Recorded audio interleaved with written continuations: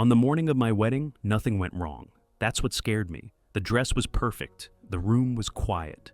The day had arrived exactly as planned. And yet, the moment I opened my eyes, my body reacted like it was already too late. I didn't feel nervous. I felt warned. For emotionally intense wedding stories that stay with you, subscribe and like to see new stories every day. My name is Emma, and until that morning, I believed I was walking toward the safest decision of my life. I had met Daniel 3 years earlier at a friend's birthday dinner. Nothing dramatic, no sparks flying across the room. Just an easy conversation that didn't feel forced. He listened. He remembered details. He showed up when he said he would. Over time, that steadiness became the reason I fell in love with him. I didn't want chaos. I wanted calm. And Daniel felt like calm. When he proposed, it wasn't flashy. No crowd, no cameras. Just the two of us on a quiet weekend trip, sitting on a bench overlooking the lake where we'd spent countless afternoons talking about nothing and everything. I said yes without hesitation. Not because it felt overwhelming, but because it felt obvious. Like this was the next page we were supposed to turn. The months leading up to the wedding were busy in the way weddings always are. Guest lists, seating charts, small disagreements about things. That didn't really matter. Through all of it, I felt supported. My family adored Daniel. My friends trusted him.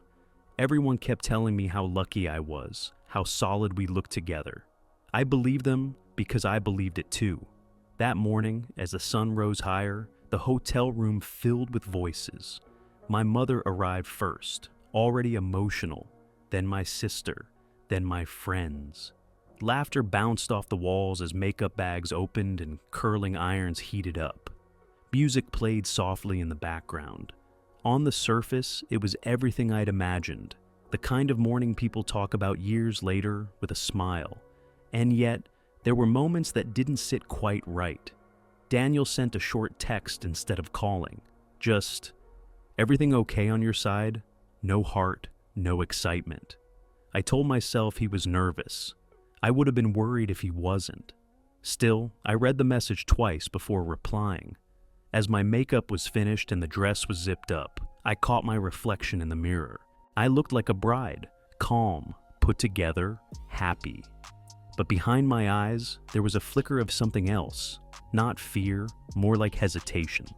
The kind you feel standing at the edge of cold water, knowing once you step in, there's no going back. The venue was beautiful. Rows of white chairs, soft music drifting through the air, guests arriving in clusters, smiling, hugging, whispering. I stayed hidden, as tradition demanded, but I could hear everything. The sound of Daniel's voice carried faintly from outside the room. It sounded distant, flat. I blamed the echo, the nerves, anything but the thought forming quietly in my mind. When it was time to walk down the aisle, my father squeezed my arm. His hand was steady. "You ready?" he asked. I nodded, because that's what brides do. Because saying anything else would have raised questions I wasn't ready to answer. As the doors opened, I saw Daniel for the first time that day. He was standing at the altar, hands clasped in front of him. He looked handsome, familiar, but his eyes didn't meet mine right away. When they finally did, something passed between us. So quickly I almost missed it. A flicker, a pause, the kind of look you give when you're bracing yourself. I kept walking. Every step felt heavier than the last. Not because I didn't love him, but because a quiet voice inside me was starting to speak louder. It reminded me of moments I'd brushed aside, conversations that ended too quickly, questions I didn't ask because I trusted the answers would be fine. I reached the front and took my place across from him. The officiant smiled warmly and began to speak. Words about love, commitment, forever. I listened, but part of me was already somewhere else, scanning faces in the crowd, searching for something I couldn't name. The ring sat on the small cushion between us, catching the light. As the officiant continued speaking, I became painfully aware of how loud everything felt. The rustle of fabric as someone shifted in their seat, a cough somewhere in the back row, Even my own breathing sounded too sharp in my ears. I tried to focus on Daniel's face, on the familiar lines around his eyes, on the version of him I knew so well. But something about his expression wouldn't settle. He wasn't smiling the way he used to when he looked at me. It was more controlled, like he was concentrating on holding himself together. I told myself this was normal. Weddings are emotional, people react differently. Not everyone cries or beams with joy. Some people go quiet. Daniel had always been like that under pressure, calm on the outside, thoughts racing underneath. At least, that's what I believed. The officiant spoke about how love isn't just about the good days, but about choosing each other even when it's hard. The words landed heavier than they should have. My mind drifted backward, picking at memories I'd filed away because they didn't fit the story I wanted. There was the night he came home late from work without calling. He'd apologized, said meetings ran long. There was the way he'd started keeping his phone face down on the table. The times he seemed distracted when I talked about the wedding, changing the subject just a little too quickly. None of it was proof of anything, just loose threads. And I had chosen not to pull them. I glanced toward the front row. My mother watched us with teary eyes, hands clasped tightly in her lap. My sister smiled at me, mouthing, "You look beautiful." Their certainty anchored me. If something were wrong, someone else would have noticed, wouldn't they? Love doesn't unravel in secret when so many people are watching. Daniel reached for my hands. His palms were warm, but his grip was firmer than usual, like he was afraid I might pull away. That thought startled me. I hadn't planned to. I hadn't even imagined not standing there. And yet, the idea didn't feel impossible anymore. When it was his turn to speak, he cleared his throat before starting. His vows were careful, thoughtful. Every word chosen precisely, like he'd rehearsed them until they were smooth enough not to catch on anything sharp. He talked about partnership, about building a life, about trust. Each word felt heavier because I wanted so badly to believe them without question. Halfway through, his voice wavered, just for a second. He paused, took a breath, then continued. Most people probably saw it as emotion. I saw it as hesitation. My heart began to pound, not with excitement, but with a growing sense of urgency. Like time was narrowing, funneling me toward a decision I hadn't realized I was about to make. I searched his face again, hoping to find reassurance. Instead, I noticed something else. His eyes flicked briefly toward the side of the room. It was quick, almost instinctive, a glance he didn't think anyone would catch. My gaze followed without meaning to. There was a woman standing near the back, half hidden behind a row of chairs. She wasn't family. I didn't recognize her as a friend. She wasn't dressed like the other guests. No bright smile, no phone held up to record the moment. She stood perfectly still, watching us with an expression I couldn't read. I looked back at Daniel. He was speaking again, but his attention wasn't fully on me anymore. His words continued, but something had shifted. The air felt heavier. The calm I'd wrapped myself in all morning started to tear at the edges. I told myself I was imagining things. Weddings make people hyper-aware. My nerves were playing tricks on me. Still, I couldn't shake the feeling that a door I hadn't known existed had just cracked open. When the officiant nodded for Daniel to take the ring, my stomach tightened. The moment was approaching. The one everyone waits for, the symbol, the promise. Daniel reached toward the cushion, fingers hovering just above it, and in that pause, everything slowed. I realized that the small things I'd ignored weren't small at all. They were warnings, quiet ones, the kind that don't scream until it's almost too late. I swallowed hard, my heart racing, aware that whatever happened next would be seen by everyone. And once it happened, there would be no way to pretend I hadn't felt this moment coming. Daniel lifted the ring from the cushion, holding it between his fingers like it weighed more than it should. The metal caught the light, sending a small reflection across his hand. The officiant's voice faded into the background, replaced by the sound of my own heartbeat. Slow, loud, unforgiving. I could feel it in my throat. in my ears, in the tightness of my chest. This was supposed to be the easiest part, the moment everyone photographs, the moment people lean forward in their seats, smiling, already imagining the applause. I had imagined it too, countless times. But standing there now, I felt suspended between two versions of my life, unsure which one I was about to step into. Daniel took my left hand. His fingers trembled slightly as he guided it forward. That small shake did something to me. It wasn't fear that rushed through me. It was clarity, a sudden sharp awareness that whatever he was holding back wasn't just nerves. It was weight, a truth he hadn't shared. I met his eyes, silently asking a question I didn't know how to speak. He didn't answer it. Instead, he smiled. Not the easy smile I knew, but a careful one. A smile meant to reassure, not to connect. In the quiet stretch of seconds before the ring touched my finger, memories pressed in.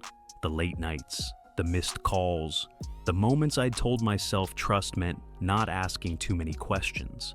I had thought trust was about believing someone. I realize now it was also about believing myself. My gaze drifted again, pulled by instinct rather than choice. The woman at the back of the room was still there. She hadn't moved. Her hands were clasped in front of her, knuckles white. When our eyes met, she didn't look away. There was no anger in her expression, no satisfaction. Just something heavy, something resigned. Like she'd been carrying this longer than I had. Daniel began to slide the ring onto my finger, and that was when everything inside me went still. It wasn't dramatic. There was no gasp, no voice shouting warnings, just a quiet, undeniable understanding. Whatever I didn't know yet, I would know soon. And once I did, this moment would replay in my mind forever. I thought about waking up years from now, remembering this second, wishing I had listened. I loosened my hand. The ring slipped from his fingers, falling between us. The sound it made was soft, barely more than a tap as it hit the floor. But in the silence of the room, it might as well have been thunder. No one moved. Daniel froze, staring at the space where my finger had been. His breath caught, just slightly. The officiant stopped speaking mid-sentence. Somewhere behind me, I heard a sharp intake of breath, followed by a whisper that quickly died. I stared at the ring on the floor, my heart racing, my hands suddenly cold. I hadn't planned this. I hadn't rehearsed it. But I knew, with absolute certainty, that I couldn't pretend anymore. "I'm sorry," I said quietly. My voice sounded strange to my own ears, steady but distant. "I can't." The words hung in the air, heavy and final. Daniel looked at me then, really looked at me. The color drained from his face. "What are you doing?" he whispered, his voice tight. I didn't answer right away. I looked past him, toward the guests who were watching in stunned silence, toward my family, toward the woman in the back, whose shoulders sagged as if she'd been holding her breath for years. "I need the truth," I said finally. "All of it. Not later, not after this, now."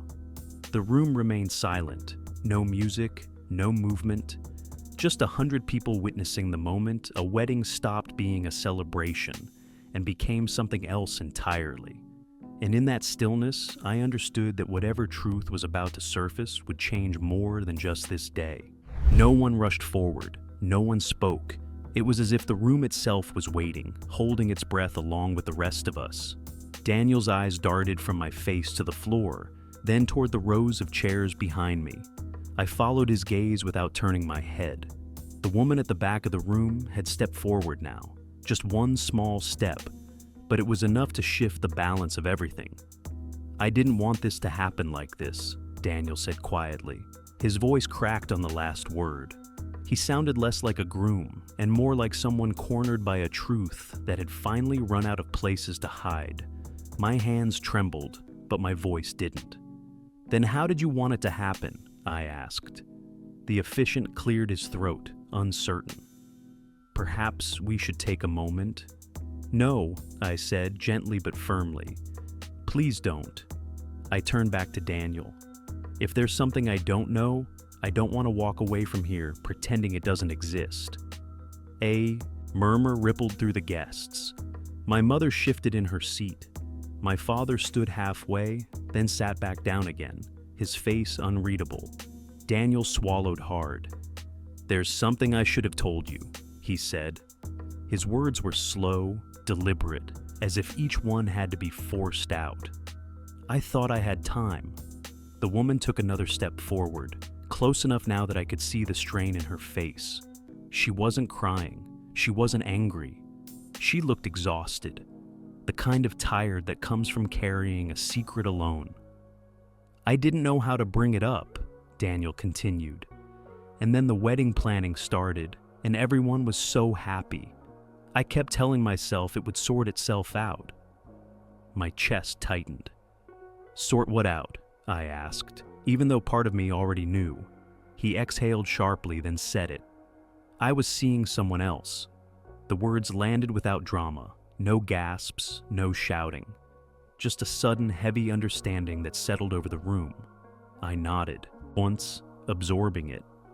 "Seeing," I repeated, "as in past tense?" Daniel hesitated. The woman spoke before he could. Her voice was steady, but quiet. "It ended when you got engaged," she said, looking at me, not him. At least, that's what he told me. The honesty in her tone hurt more than anger would have. I felt exposed, standing there in my dress, my life split open in front of strangers. "But there's more," Daniel said, his voice barely above a whisper. I closed my eyes for a second. When I opened them, I was ready. "Say it," I told him. "She's pregnant." The room reacted this time. A sharp inhale, a chair scraping against the floor. Someone whispered my name. I felt like the ground beneath me had shifted, but I didn't fall. I stayed where I was, staring at Daniel, trying to reconcile the man I loved with the man standing in front of me. "How long have you known?" I asked. "Since last month," he said. "I didn't know how to tell you without destroying everything." I looked down at the ring on the floor again. It felt like a marker, a line between the life I thought I was choosing and the reality I was being asked to accept. "I'm glad you didn't," I said quietly. Daniel frowned. "Glad?" "That you didn't tell me later," I clarified. "After I said yes, after I promised forever without knowing what I was promising myself into." The woman stepped back, tears finally spilling over. She covered her mouth, shaking. I felt for her in a way that surprised me. We were both standing in the wreckage of choices we hadn't fully made. I turned to the officiant. "I'm sorry," I said, "but this ceremony is over." No one argued. I lifted my dress slightly and stepped back from the altar. Each step felt deliberate, controlled, final. The applause that usually follows never came. Just silence, broken only by quiet sobs and the soft echo of my heels against the floor. The room didn't empty all at once. People lingered, unsure whether to approach me or give me space. I walked past them slowly, my dress brushing against chairs that were still warm from bodies that had expected a celebration. Somewhere behind me, I heard Daniel say my name, but I didn't turn around. Not because I hated him, but because I already knew what his face would look like. Regret mixed with relief. And I couldn't carry that too. Outside, the air felt sharper, colder, like I'd stepped into a different day altogether. I sat on the stone steps near the entrance, lifting the heavy skirt of my dress so it wouldn't drag. My hands shook now that I was alone. The control I'd held on to so tightly at the altar slipped away, replaced by a wave of exhaustion that made my bones ache. My mother came out first. She didn't say anything at first. She just sat beside me and wrapped her arm around my shoulders. That was enough. I leaned into her and finally let myself breathe. Not cry, just breathe, like I'd been holding my breath for months without realizing it. "I'm proud of you," she said quietly. Those words broke something open in me. Tears came then, slow and heavy. Not just for the wedding that didn't happen, but for the future I'd imagined so clearly. The house, the routines, the safety I thought I'd built. Grief doesn't always come from losing what you had. Sometimes it comes from losing what you thought was guaranteed. People ask questions later. Friends, family, they wanted details, explanations. I gave them very little. Not because I was protecting Daniel, but because the story was mine, and I didn't owe it to anyone to relive it for their curiosity. When the venue finally cleared, the chairs stacked, the flowers already beginning to wilt, I went back inside, alone. The altar stood bare, the ring was gone. Someone must have picked it up. I was glad I hadn't been the one to do it. I changed out of my dress in a quiet room at the back. As I folded the fabric carefully, I realized I wasn't angry. I was sad and relieved. Relief crept in slowly, almost guiltily. But it was there. Because as painful as that day was, it had given me something rare, the chance to choose honesty over comfort. To step away before my life became a series of quiet compromises. I don't know what happened to Daniel and the woman after that. I didn't ask. I didn't need to. Some endings don't require updates. They just require acceptance. What I do know is this. Letting the ring fall wasn't the hardest part. Standing in front of everyone and listening to the truth wasn't either. The hardest part was trusting myself enough to stop a moment that everyone else wanted me to continue. If you've ever felt that quiet hesitation before a big decision, I hope you listen to it. Not every disaster looks like chaos. Sometimes it looks like silence. And sometimes silence is the only thing honest enough to save you. The chairs were empty. The music was off. And for the first time in a long while, I knew exactly where I stood.